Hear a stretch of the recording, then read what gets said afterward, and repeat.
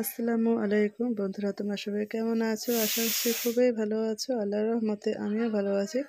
তো আজকে আর একটা নতুন ভিডিও নিয়ে তোমাদের সামনে এসে গেছি, দেখতেই পাচ্ছ। তো এখানে মাছের ভাজি দিয়ে ভিডিওটা শুরু করছি। তো কাছে এবং দূরে যেখান থেকে আমার এই ভিডিওটা দেখতেছো, সবাইকে আমার তরফ থেকে অনেক অনেক ভালোবাসা। তো বন্ধুরা, এখানে আমি সকালবেলা মাছটা ভেজে রেখে দিচ্ছি। আমার ছেলেও যেহেতু ছোটো মাছ ভাজা মাছ খায়, তো সেই জন্য একবারে সব কিছু ভেজে রেখেছি। এদিকে আমি ছোলা রান্না করে রেখে দিচ্ছি, আর এদিকে মাছের মাথা দেখালাম, সেগুলো আমি ভেজে রেখে দেবো সন্ধ্যাবেলা রান্না করার জন্য। আর এদিকে ছোলাটা রান্না করে নিচ্ছি, দেখতেই পাচ্ছ, যাতে সন্ধ্যাবেলা আমার কাজটা খুব তাড়াতাড়ি আর সহজেই হয়ে যায়। আর এদিকে সবজি কাটাকাটি চলছে, সবজি কেটে নিচ্ছি আমার চাচির কাছ থেকে। তো এই যে দেখতেই পাচ্ছ, সব কিছু সবজি টবজি কেটে সব কিছু কেটে বেছে নিয়ে রেখে দিই, যাতে বিকেলবেলা রান্নাটা আমি তাড়াতাড়ি করতে পারি। সে কারণে আমি সব কিছু কেটে কুটে একদম রেডি করে রেখে দিই বিকেলবেলা আসরের নামাজের পর এসে, যাতে আমি তাড়াতাড়ি রান্নাটা করতে পারি। কারণ রোজা ইফতার পরে আর কিন্তু রান্নাবান্না করতে ইচ্ছা করে না। কারণ সবাই চা নাস্তা খায়, এটা সেটা খাবে, সেগুলো বানাতেই সময় চলে যায়। সেই কারণে অনেক কিছু একটু কাজ আমি এগিয়ে রাখছি, যাতে আমার বিকেলবেলার কাজটা তাড়াতাড়ি হয়ে যায়। আর রোজার দিকে বিকেলবেলা নামাজ পড়ো, তারপরে কোরআন তেলাওয়াত করো, ওগুলো করার পরে আর কিন্তু পরে বেশি একটা কাজে এনার্জি থাকে না। আর কাজগুলো একটু গুছিয়ে রাখলেই কিন্তু পরে তাড়াতাড়ি রান্না করা যায়। সেই কারণে আমি সকালে সব কিছু গুছিয়ে রেখেছি, যাতে বিকেলবেলা আমি তাড়াতাড়ি করে রান্না করতে পারি। তো এদিকে তারপর কিন্তু বিকেল হয়ে গেল। আমি গোসল সেরে, নামাজ সেরে, কোরআন তেলাওয়াত সেরে, তারপরে একটু রেস্ট করে তারপরে আমি রান্নাঘরে চলে এসেছি। তো এই যে তখন বেলা 4টার মতো বাজে, আমি রান্না শুরু করে দিয়েছি। তো যে মাছের মাথাগুলো আমি ভেজে রেখেছি, সেগুলো এখন আমি ঝোল করব। তার জন্য মশলা আমি কষিয়ে নিচ্ছি। তো এইদিকে দেখতে পাচ্ছ বন্ধুরা, তো কড়াইয়ের মধ্যে সব ধরনের মশলা আমি দিয়ে দিলাম। প্রথমে কাঁচামরিচ, পেঁয়াজ ব্লেন্ডার করে রেখেছি, সেগুলো দিয়ে দিলাম। এরপর আমি জিরে গুঁড়ো, হলুদ গুঁড়ো, পরিমাণ মতো লবণ, তারপরে মরিচ গুঁড়ো সব কিছু দিয়ে আমি সুন্দর করে, তো সুন্দর করে কষিয়ে নিচ্ছি। তো আমি এই যে একটু বাঁকার মতো দেখাচ্ছে, আমি কিন্তু কড়াইটা বাঁকা করে দিইনি, সোজা করেই ছিল। তো ক্যামেরাটা সাইডে রেখেছিলাম, তো মোবাইলটাই বাঁকা হয়ে গিয়েছিল, বুঝতে পারিনি। পরে যখন ভিডিওটা করা হয়ে গেল, তারপর দেখলাম এরকম হয়েছে। তো যাই হোক, আর তো এটা ডিলিট করতে পারিনি, সেই কারণে আমার ভিডিওটা এভাবেই দিতে লাগছে তো বন্ধুরা, তোমরা কিছু মনে করো না। তো কি আর করবো, ভিডিওটা যেহেতু করেই ফেলেছি, সেটা তো ডিলিট করলে আর তো ভিডিওটা ফিরে আসবে না। তো আমি ভাবলাম না থাক, ওইভাবেই দিয়ে দেবো, কি আছে তাতে।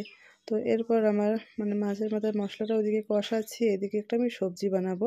তার জন্য আমি কড়াই বসিয়ে দিয়েছি, কড়াইয়ের মধ্যে তেল দিয়েছি, তেলটা গরম হয়ে গিয়েছে। এরপর কাঁচামরিচ আর পেঁয়াজ আমি কেটে রেখেছি, সেগুলো দিয়ে দিচ্ছি। এগুলো সুন্দর করে বেশ কিছুক্ষণ একটু আমি ভেজে নেব হালকা করে। তো তোমরা দেখতেই থাকো কিভাবে এই সবজিটা, সিম্পল একটা সবজি আমি রান্না করি। আর বন্ধুরা, রোজার মাসে কিন্তু কাজ অনেক থাকে। সবাই বলে রোজার মাসে ইফতারে একটু কাজ কম থাকে, কিন্তু না, অনেক কাজই থাকে।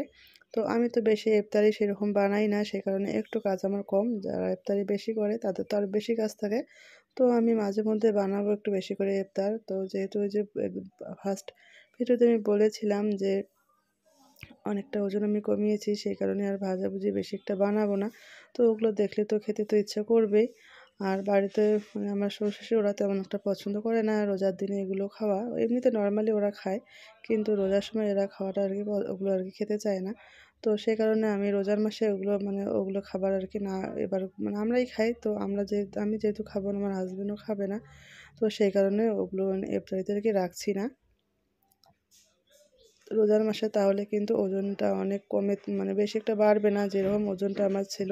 আমি ভাবছি এখন এই ওজনটা আমি আরও অনেকটা কমাবো, সেই কারণে একটু মেনটেন করে খাওয়া দাওয়া করছি, যেগুলো না খেলেই নয়। যেমন সবজি, মাছ, মাংস তো খাই না আমি, মাছ এগুলো তেল মশলা কম তো দিয়ে রান্না করলে বেশি একটা ভালো হয় না খেতে। তো আমাদের জন্য নর্মালি রান্না করতে গেলে তেল মশলা ছাড়া অল্প আলাদা করে রান্না করতে লাগে, কিন্তু আমি সেটা করি না, একই রান্না করি, সেগুলোর মধ্যে একটু পরিমাণটা একটু কমিয়ে দিই।